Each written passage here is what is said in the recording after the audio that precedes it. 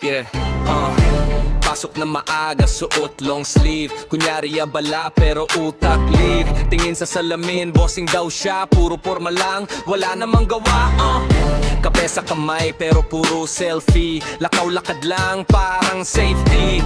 Hawak ang folder pero wala namang file. Busy ako bro pero puro lifestyle. Sa harap ng PC, bukang bibig, deadline. Pero nakatab lang, puro headline. Expert ako dyan, kahit di nabasa. Puro yabang lang, parang hangin, wala namang basa. Meeting sa boss, puro English na pilit. Actually basically, pero utak sabit.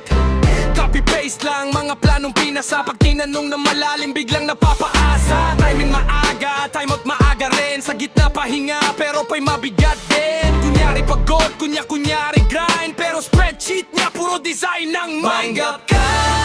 Akala mo angas pero wala. Puro forma, zero gawa. Lakas mo magsalita. Manggap ka. Alam daw lahat pero wala. Pagtrabaho na naglalaho ka. Lakas ng bibig pero mahina sa gawa. Laptop bukas pero puro tab na shop. Order ng sapatos, trabaho nakastop. Sa GC tahimik pero sa chatroom loud. Leader ako dyan pag inuman crowd. Pag may bagong task, biglang may meeting. Biglang may errand, biglang may greeting. Laging may rason, laging may palusot. Pero sa paislip gusto niya mataas ang kurot. Pinapagalitan pero may rebuttal. Overworked ako pero palaging idol. Kakampi si Swift Char, palaging nakaslouch. Pero pag may CEO, biglang straight sa couch.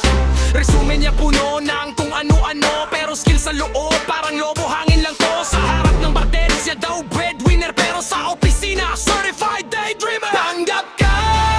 Akala mo ayos pero wala. Puro forma, zero gawa. Lakas mo magsalita. Tanggap ka. Alam daw lahat pero wala. Pagtrabaho na naglalaho ka. Lakas ng bibig pero mahina sa gawa. Tingin ka sa salamin, kaya mo bang tiisin lahat ng kayabangan na ikaw lang naniniwalang amin? Gusto mo ng respeto pero wala